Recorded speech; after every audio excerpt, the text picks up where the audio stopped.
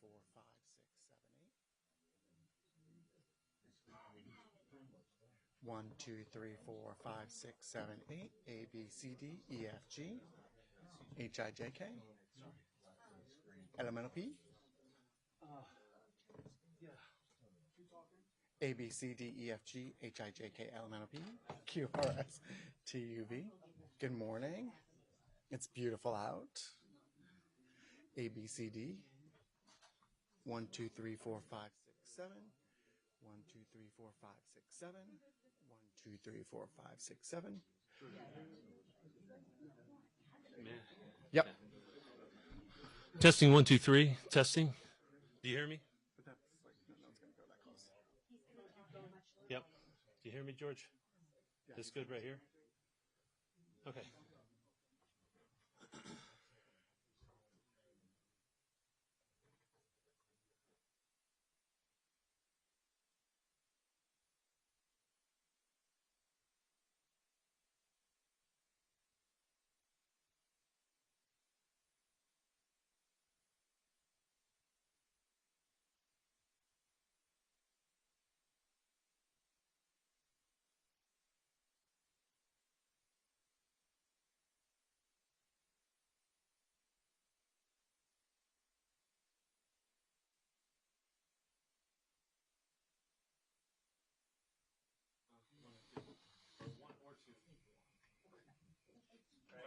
One, 2, 3, 4.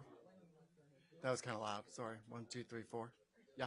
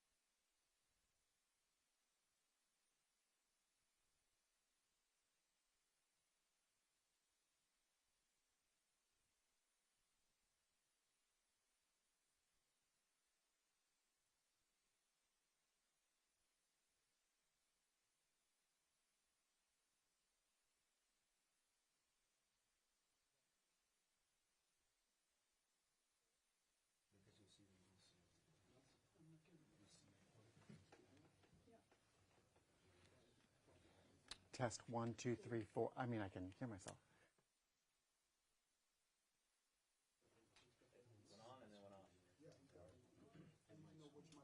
Sorry, I would like to just double check the lavalier mic. Number 1. Lavalier 1. 1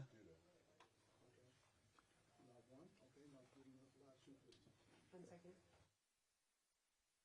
3, 4, 5, 6, 7, 8. Lav 2.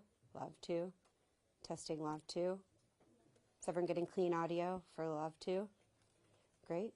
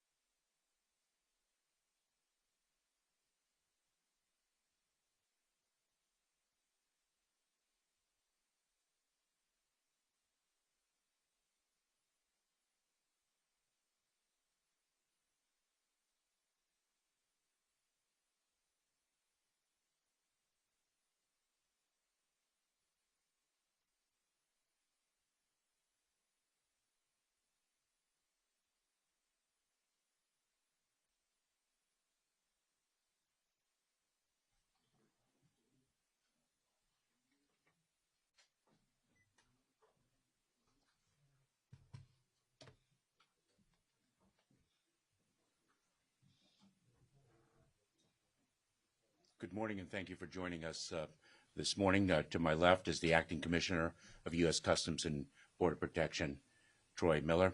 Ricardo Zuniga, to my right, from the United States Department of State. As you know, on Thursday, tomorrow, May 11th, at 11:59 p.m. Eastern Time, the Title 42 Public Health Order will terminate. At that point, we will once again process people at our southern border using our immigration enforcement authorities under Title 8 of the United States Code. Our overall approach is to build lawful pathways for people to come to the United States and to impose tougher consequences on those who choose not to use those pathways. We are taking this approach within the constraints of a broken immigration system that Congress has not fixed for more than 2 decades, and without the resources we need, personnel, facilities, transportation, and others that we have requested of Congress and that we were not given. We have seen the effectiveness of our approach. More than 100,000 people from Cuba, Haiti, Nicaragua, and Venezuela have arrived lawfully through the pathway we have made available to them, and we reduced border encounters from these groups by 90% between December of last year and March of this year. Our president has led the largest expansion of lawful pathways ever. At the same time, we are clear-eyed about the challenges we are likely to face in the days and weeks ahead, which have the potential to be very difficult. Even after nearly 2 years of preparation, we expect to see large numbers of encounters at our southern border in the days and weeks after May 11th. We are already seeing high numbers of encounters in certain sectors. This places an incredible strain on our personnel, our facilities, and our communities with whom we partner closely. Our plan will deliver results, but it will take time for those results to be fully realized, and it is essential that we all take this into account. I cannot overemphasize that our current situation is the outcome of Congress leaving a broken, outdated immigration system in place for over 2 decades, despite unanimous agreement that we desperately need legislative reform. It is also the result of Congress's decision not to provide us with the resources we need and that we requested. Our efforts within the constraints of our broken immigration system are focused on ensuring that the process is safe, orderly, and humane, all while protecting our dedicated workforce and our communities. Let me be clear. The lifting of the Title 42 Public Health Order does not mean our border is open. In fact, it is the contrary. Our use of our immigration enforcement authorities under Title 8 of the United States Code means tougher consequences for people who cross the border illegally. Unlike under Title 42, an individual who is removed under Title 8 is subject to at least a 5-year bar on re-entry into the United States and can face criminal prosecution if they attempt to cross again. Smugglers have long been hard at work spreading false information that the border will be open after May 11th. It will not be. They are lying. To people who are thinking of making the journey to our southern border, know this: the smugglers care only about profit, not people. They do not care about you or your well-being. Do not believe their lies. Do not risk your life and your life savings only to be removed from the United States if and when you arrive here. Today, we are beginning a new digital advertising campaign in Central and South America to counter the lies of the smugglers with accurate information about U.S. immigration laws. This campaign adds to our extensive ongoing communications efforts in the region. As you can see by the images before us of removal flights and encounters with our Border Patrol agents, we are making it very clear that our border is not open, that crossing irregularly is against the law, and that those who are not eligible for relief will be quickly returned. Do not listen to the lies of the smugglers. This is what will happen to you. You will be returned. Today, alongside the Department of Justice, we are finalizing a new rule to encourage individuals to use available, lawful, safe, and orderly pathways to enter the United States. The rule presumes that those who do not use lawful pathways to enter the United States are ineligible for asylum.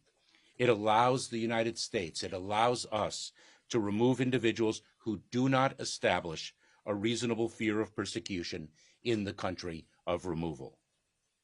Non-citizens can rebut this presumption only in very limited circumstances. For example, if they have used our lawful pathways or sought asylum or protection in another country through which they have traveled and were denied. This rule goes into effect once the Title 42 Public Health Order terminates tomorrow, on Thursday at 11:59 p.m. Eastern Time. What I have just described are only a few elements of an expansive effort that began in 2021 to prepare for this transition from the Title 42 Public Health Authority to our tougher immigration enforcement authorities. In addition to obtaining the first increase in Border Patrol agent hiring in over a decade, the first in over a decade, we are in the process of surging personnel to the border, including more than 1,400 DHS personnel, 1,000 processing coordinators, and an additional 1,500 Department of Defense personnel. All of these individuals will allow our law enforcement officers to stay in the field and focus on their critical mission. We are delivering on tougher consequences for unlawful entry, including the return, removal, and expulsion of more than 665,000 people during the first half of this fiscal year. We are conducting dozens of removal flights per week, and we continue to increase our removal flight capability. We are increasing our efficiency and reducing processing times at the border. We launched the CBP One app, which in its first 4 months helped 83,000 individuals schedule an appointment at a port of entry, and we are taking steps to expand available appointments.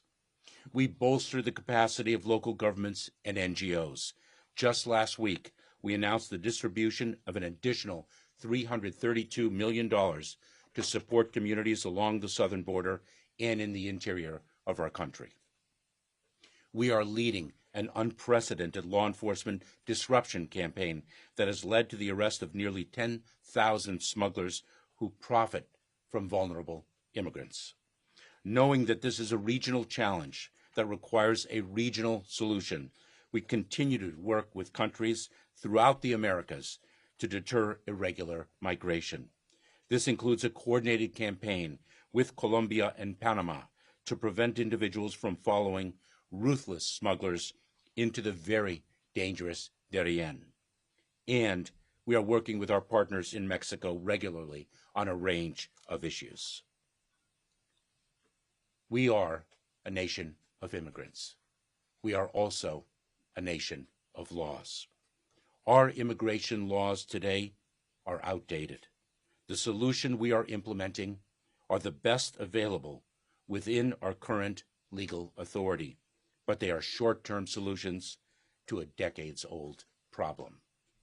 The kind of migration we continue to see today requires more resources we have requested and have not received, clearer authority, and modernized processes that only Congress can deliver. We urge it to do so. Now, I think we'll take some questions. Take a few questions. Nick, go ahead. Thank you, Mr. Secretary. We've just seen some images from Texas showing Texas National Guard and DPS physically blocking migrants from climbing up the riverbanks and accessing U.S. soil. Does the department believe that that's a legal enforcement posture by the state of Texas? Nick, I'm going to leave it to our Department of Justice to speak to the lawfulness or lack thereof of those actions. I will tell you this, that our Border Patrol agents and our officers work very closely with the Department of Public Safety in Texas on the ground when it is a coordinated and collaborative effort. It is essential that law enforcement work as one team to address the challenge of the southern border. Go ahead. Thank you, Mr. Secretary. How many credible fear screening interviews do you expect to conduct on a daily basis? And are you confident that we'll keep up with the number of apprehensions you all are seeing and expect to see in the days? So we are, the Department of Homeland Security, with one of our agencies, U.S. Citizenship and Immigration Services, is indeed surging asylum officers to Border Patrol facilities as well as to Immigration and Customs Enforcement detention facilities to conduct an unprecedented number of credible fear screenings under the asylum rule that is going to be implemented beginning upon the end of Title 42. We are surging approximately 1,000 or more asylum officers for that purpose. It is very important to note that the asylum rule will take effect if individuals do not access their lawful pathways, the pathways that we have made available to them. They will face a rebuttable presumption, but a presumption of ineligibility for asylum. They will have to meet a higher bar. This president, our president, has led the expansion of lawful pathways more than anyone else in our history. Heather?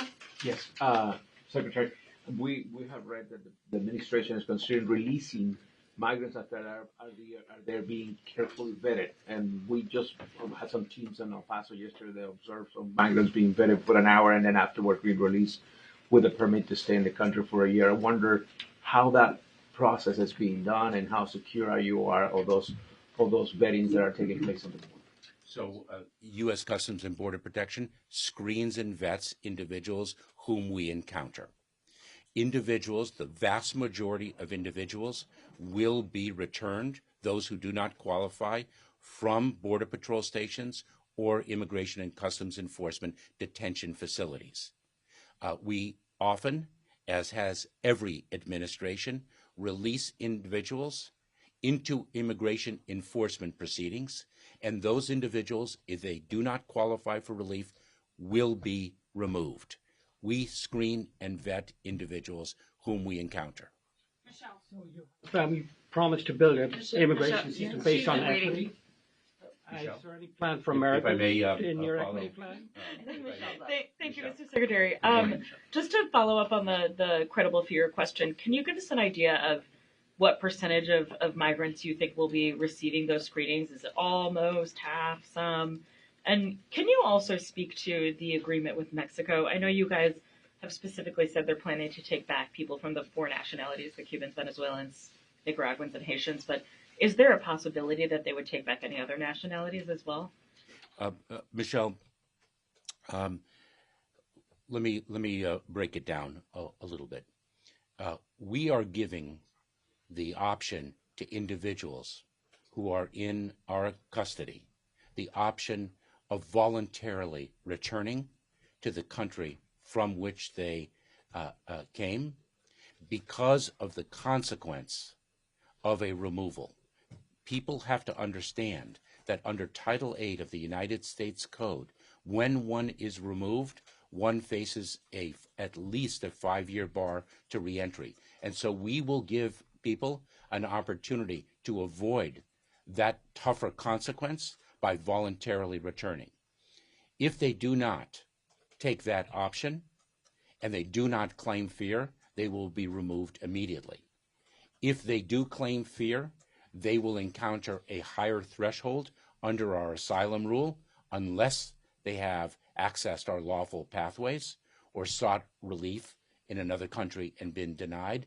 We are surging, as I mentioned, Michelle, asylum officers to ensure that that screening process, that credible fear screening process, is done fairly with access to counsel, but expeditiously. Suzanne, So over. how do to the Americans right. gain from these Suzanne? immigration paths you're opening, sir? I mean, nobody ever asked this question. Do Americans gain from all the immigrants you're bringing into the country that drive down wages, they push up rents?